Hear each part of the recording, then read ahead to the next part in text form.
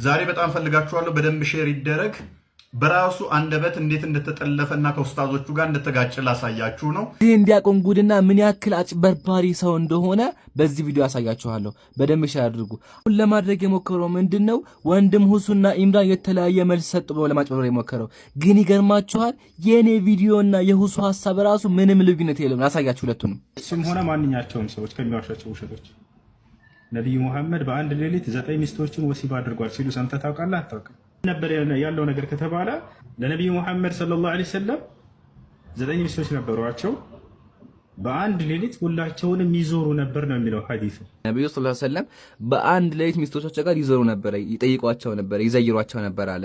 ይዘይሯቸው ነበር ማለት እነሱ ጋር የተኙ ነበር ማለት ነው? እንዲያጀማ በተአምር አይደለማ፣ አያስኬድም ራሱ። እሺ አያቻ ሀባይ ምንም ልዩነት የለውም።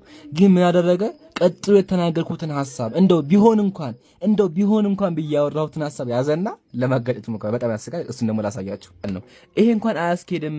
ለምን ቀጥሎ ሐዲሱ ላይ ፊ ሙስሊም ዋሂድ በአንድ ትጥበት የሚል እንኳን አለ ቢባል፣ አሁን ደግሞ ለሱ መልስ ልስጣችሁ። ክርስቲያን ወገኖቻችን ይህ ዲያቆናችሁ ምን ያክል አጭበርባሪ ግለሰብ እንደሆነ ተመከቱ። ፍርዱን ለህና ትቸዋለሁ። ደግሞ ስብዕናው ምን ያክል ዘቀስ እንደሆነ ላሳያችሁ። ተመከቱ ስብዕናው። አሁን ሲታጠብ ወሲብ ካደረገ በኋላ ማለት ነው፣ ወይንም ደግሞ ህልመ ሌሊት ካየ ላዩ ላይ ከረጨ ማለት ነው።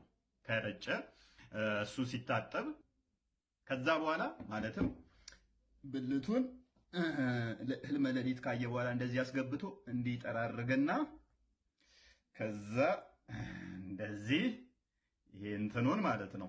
ይሄ ታያችኋል። ይሄ እንትኑን ምን አይነት የዘቀጠ ግለሰብ እንደሆነ ወገኖቻችን ተመልከቱ በደንብ።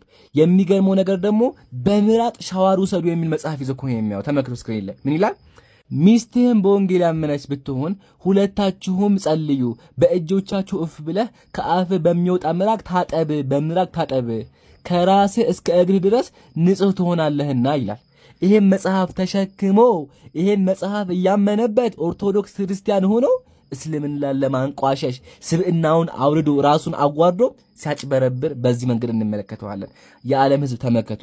ክርስቲያኖች በደንብ አእምሯችሁን አሰሩት። ዲያቆናችሁ እናንተ የምትከተሉት ምን ያክል የዘቀጠ ሰው እንደሆነ ተመልከቱልኝ። ወሰላሙ አለይኩም።